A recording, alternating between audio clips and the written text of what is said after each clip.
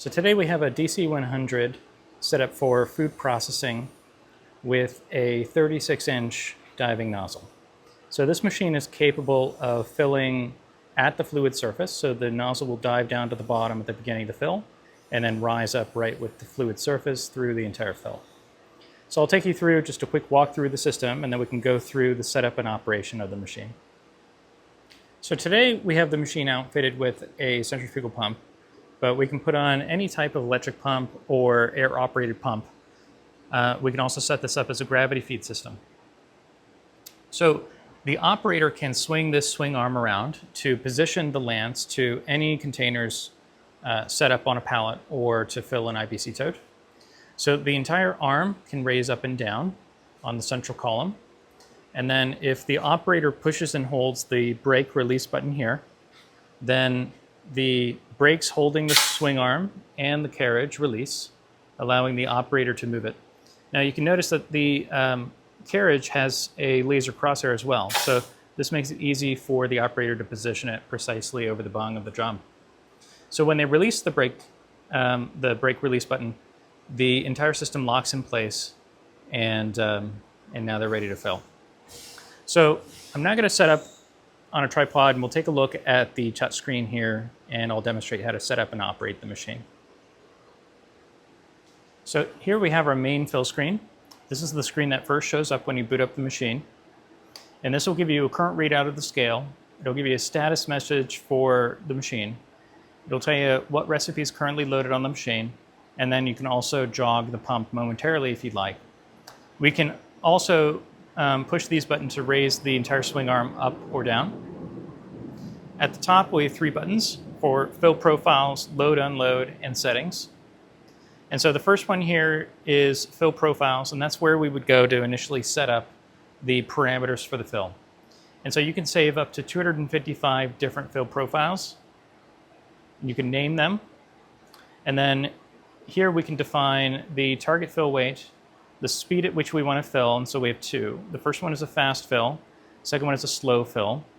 And so the system will transition automatically between these 2 speeds depending on these next 2 settings. So the first one here is a slow start, so you can define a certain percentage full for the pump to then transition to a fast fill speed.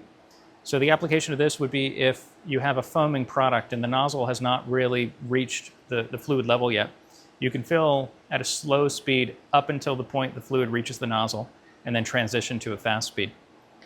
Now the slow top off is to slow down at the very top of the fill in order to let the sloshing or a small amount of foam subside. It also gives the scale a chance to react more quickly to the fluid going in, and we can get a more accurate fill. So the next thing here is the container profile. And so right now we have selected a drum, 55 gallons HDPE. This becomes important when we set up the diving functionality of the system. So I'll come back to this on another screen, but we also have the ability to select what scale to use. So each DC100 comes with 2 scale inputs by default. And generally, the one in front of us today, generally it's going to be a single scale. You can put on a second scale if you'd like, so like a smaller scale off to the side for filling pails. We also have a version of our frame, DC100 frame, to have 2 pallet scales side by side. And so you can define on each profile which scale you'd like to use. And then finally, we have some features here down at the bottom. These 2 are related to what equipment are currently on your machine. So a nozzle sensor is a safety device to make sure the nozzle opens before we start the pump. A supply valve is a valve upstream where the pump is, which shuts off near the end of the fill in order to remove any head pressure in the system. So the system that we have here today has both of these pieces of equipment, so we must enable them for the fill recipes. And then we have some offsets for when to shut off the pump and when to shut off the supply valve.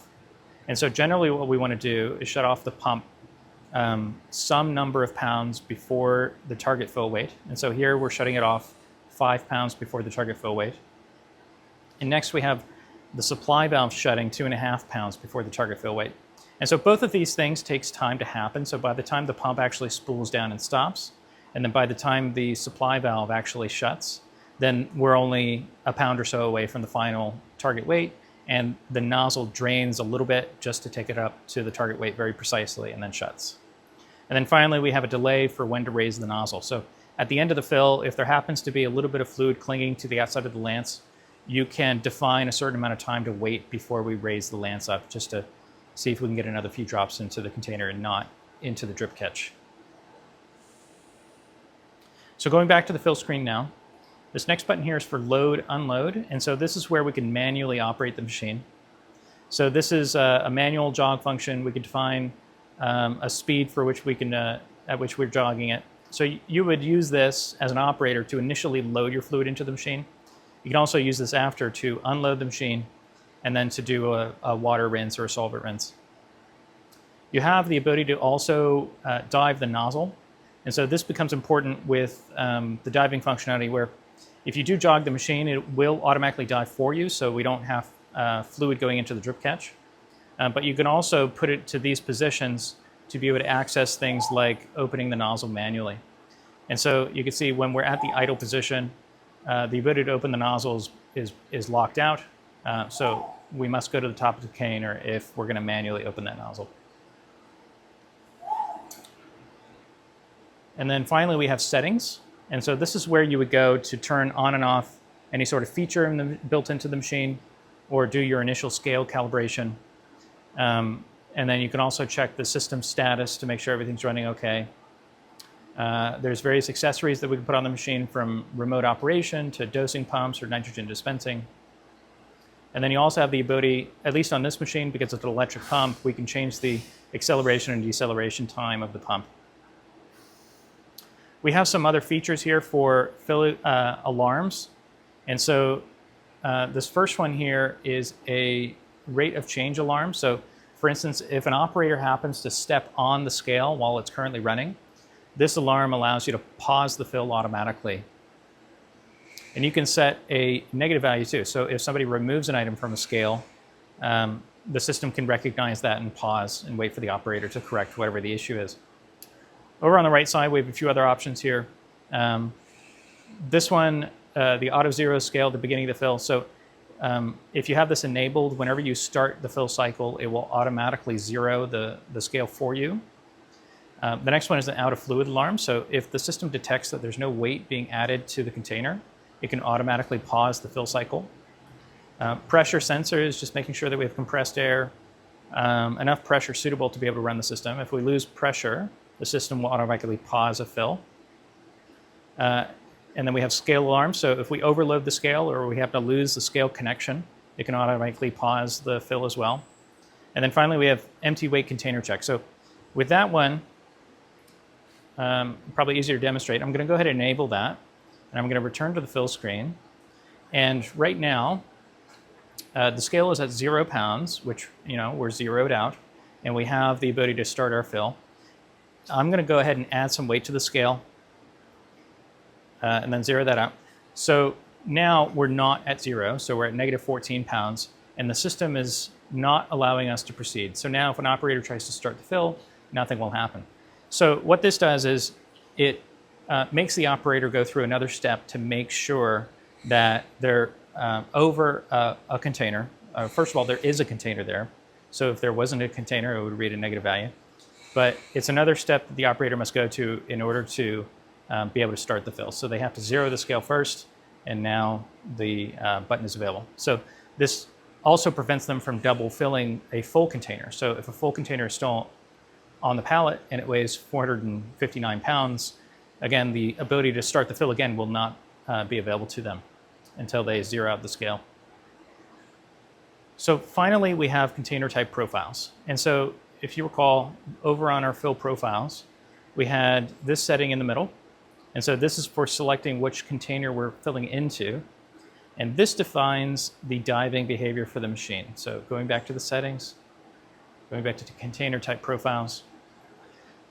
Here is that entry, the drum, that we had on our fill profile. This is where we're defining the fill behavior for the diving feature. So when we're setting up the diving functionality of the system, we need to keep in mind 3 things. So the first is that the system wants to know where it should be at certain points during the fill. And so each container may be different with regards to where the bottom might be, where the top might be, and then where the idle position would be at the end of the fill. And so the top is generally what's going to change for your different container sizes. So even between a metal drum and a plastic drum, the dimensions may be different, such that the top height of the fluid may be slightly different from each other. And what you would like to do is, I'm going to go ahead and send the nozzle down to the top. So when this drum is full, what I'd like to see is the nozzle above the fluid level by about an inch or so. And so that's important to have a small air gap between the end of the nozzle and the top of the fluid, because at the very end of the fill cycle, we shut off everything, including the supply valve. And we want a little bit of air to go up and into the nozzle, and then for the fluid within the nozzle to drain out in order to take us up to the final target weight. So the other two positions would generally remain the same. So the idle point needs to be above the drip catch. So that would be whenever we're not filling, the nozzle will rise up to this point. And the bottom, generally for tall containers like this, would be as far down as the lens can reach. You may have a situation where you're filling several layers of pails. In that case, you may want to change where the bottom might be for the second layer or the third layer. So to set all these different positions, you would do that here from this screen. And so you can see here, we have the ability to manually move the nozzle. And so if we push and hold up or down, you can see here that we're changing the position. And so what I could do first is I can go ahead and move this to a position that I'm happy with for the top of the container. And then if I'm happy with that position, there is a button here for set top of container. So if I push and hold this, it turns green, indicating that we've saved a new position. So now, if I go to the idle and then go to the top, you can see it is now precisely gone to exactly where we set it. So you would do the same process for the bottom, and then you can cycle through these to make sure that everything is in the correct position.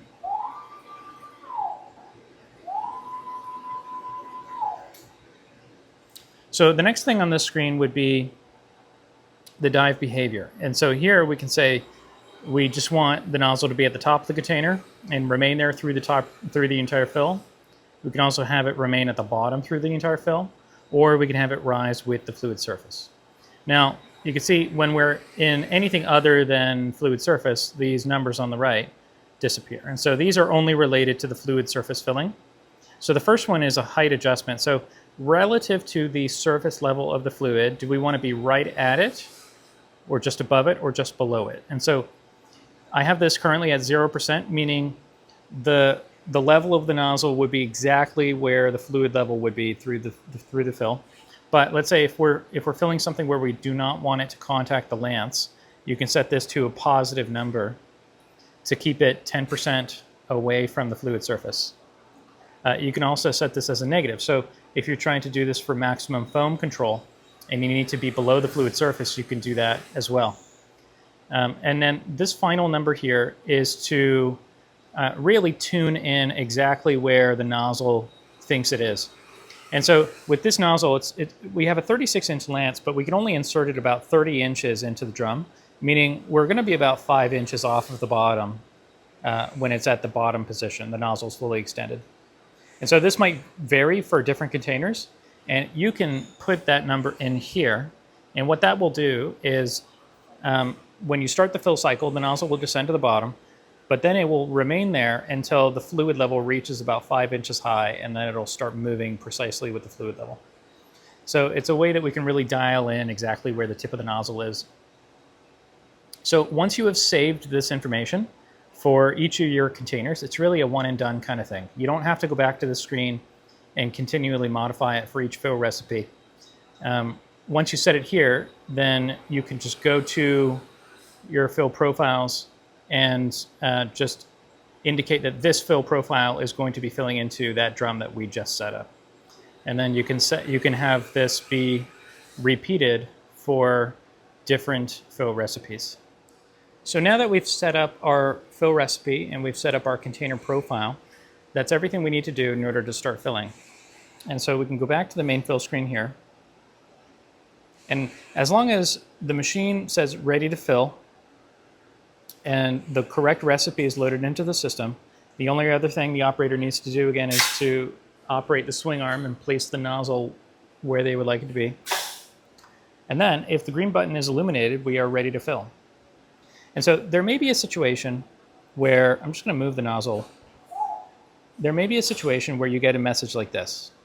And so right now there's a red message saying that it's not ready to fill. The green button is not on, so it's not going to respond if I push it. And then it gives us a message about why it's not ready to fill. So what I just did was I moved the nozzle down into the container, and the system knows this. So now it's telling us that it wants the nozzle to be at the idle position before we continue. So generally, if there's an issue here, it's going to give you a button to correct it. So in this case, we have a button to send it up to idle. And once we're back at idle, it's ready to fill. So there may be other scenarios where, let's say you have lost the compressed air to the system and you're below a set point that makes the system trigger a warning. So that's another instance where you may have a not ready to fill. There could be a variety of other things, but it's going to always display a message as to why it's not ready to fill. So if our green button is illuminated, we have the recipe in there, we're ready to start. So the operator just pushes the button. The nozzle descends down to the bottom. It's going to start filling. I have it pretty much going right into the fast fill immediately. And once it reaches about where the lance is, it's going to start to rise.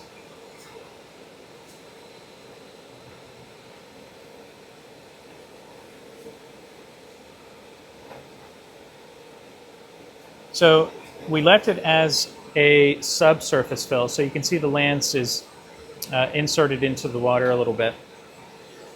And so as it approaches the top, we're going to slow down to do our top off. Now, at the very end, what you saw was it came up out of the fluid to our top off point, and then a few things happened in quick succession. So the pump shut off, the supply valve shut, and then the nozzle shut once we reached our precise target weight. And so now we have another message here. So this is what I was demonstrating before about the machine not being ready, because we've already filled this container. It wants the operator to move on to the next container and then zero the scale before it's going to let the operator fill again. So now I'm going to demonstrate a few things that might happen in the middle of a fill cycle that might cause it to pause. And so since this is a net weight filler, the filling system is measuring the weight of the fluid as it goes into the container. If, for example, a operator happens to step on the scale, the system will recognize that extra weight being added, and it will pause the system for you. And so right now, what you can see is the green light is flashing, which means we're still in the middle of a fill cycle. But if you read the message here, it says that the fill has paused and that there's a weight added to the scale. So I've removed my foot, I've removed the weight, and as an operator, I'm ready to proceed. So we just have to push the screen button again, and the system will proceed right where it left off. So another thing that can happen is if you remove something from the scale, so I'm going to lift up the scale to simulate something being removed from the scale. So again, the system is paused automatically for us. And you can see the message is now item removed from scale. So now I'll resume again. And this time, I'm going to release the air pressure.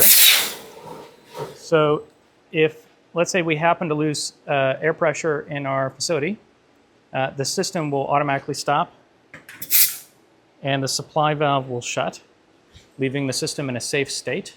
And again, we've paused the fill cycle for low air pressure. Now, of course, we can also pause it manually. So I can push this green button to go into a pause state, and I can cancel the fill as well while it's in a pause state. And then finally, if we happen to e-stop the machine, everything will stop. And again, the supply valve is shut, leaving the machine in a safe state. The high voltage power has been disconnected from the VFD. But now we have a few other different messages here. So the first one is the red at the bottom is saying that we have to re-enable the machine. So to do that, I'm going to come around to the rear. And here's our main power on and off, but we have these two buttons. So this one is similar to an e-stop from the front, but every time we power on the machine or do an e-stop, we have to re-enable the high voltage system. So, of course, you need to release the e-stop first and then re-enable the system. So once we've done that, back at the fill screen, we have another message here. So because we have lost, we effectively lost power to part of the system, the diving nozzle needs to understand where it is. So right now it doesn't know where it is. So we need to what's called home the nozzle. So I'm going to push this button that says reset nozzle position. And when I do that, the nozzle will rise up effectively all the way. And once it recognizes where it is, it will stop, and then we are now back to normal. So this message is because we already have some fluid in the container, but we could manually finish this just by pushing and holding jog, or we can remove the container and start again and then zero it out. And there you go.